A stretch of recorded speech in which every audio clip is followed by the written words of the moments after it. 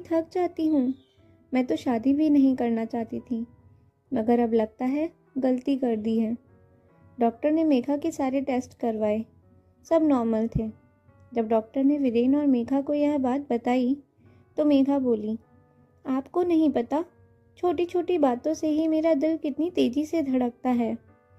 Doctor ने वीरेन को समझाया कि मेघा के अंदर एक डर बैठ गया है, उसे डॉक्टर से ज़्यादा काउंसलिंग की ज़रूरत है। वीरेन के घर में सबको लगने लगा था कि मेघा को दिल के साथ साथ दिमाग की भी बीमारी है।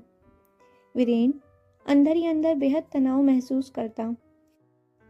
जिस मेघा के लिए उसने अपने परिवार से बगावत की थी, वह मेघा ही वीरेन के साथ आने को भी तैयार नहीं थी। मेघा को लगने लगा था कि अगर उसने पत्नी होने का फ़र्ज निभाया, उस रिश्ते को निभाने की कोशिश की, तो उसे हार्ट अटैक हो जाएगा। वीरेन उसे जितना भी समझाता, वह उतना ही उल्टा सीधा बोलने लगती थी। मेघा इस हद तक चली गई कि उसे लगने लगा था कि वीरेन ने केवल फिजिकल रिलेशनशिप के लिए ही शादी की है। काउंसलर के पास भी मेघा जाने को तैयार न थी, मगर वीरेन हार मानने वालों में से नहीं था। उसने मेघा से कहा, तुम हमेशा अपने घर में ही रहना, मगर एक बार मेरे कहने पर चलो तो सही।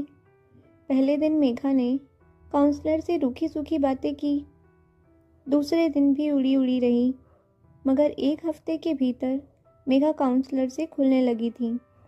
काउंसलर ने मेघा को ऐसे कुछ लोगों से मिलवाया जो मेघा जैसी स्थिति से गुजर रहे थे, लेकिन एकदम सामान्य जीवन व्यतीत कर रहे थे।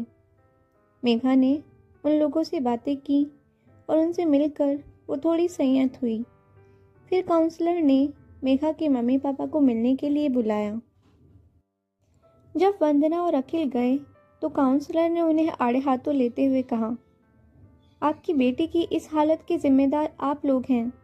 एक छोटी सी समस्या को इतना बड़ा बना दिया कि यह प्रॉब्लम अब दिल की न होकर दिमाग की हो गई है। कोई ज़रूरत नहीं है मेघा के साथ हमदर्दी दिखाने की। उसके साथ थोड़ी सख्ती कीजिए, तभी वह आगे बढ़ पाएगी। काउंसलर के कहे अनुसार अब अखिल और वंदना ने मेघा को लाड करना कम कर दिया।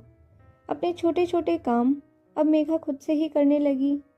शुरू शुरू में मेघा को वहम होता कि उसका दिल तेजी से धड़क रहा है, मगर धीरे धीरे मेघा काउंसलर की मदद से आत्मनिर्भर होती चली गई।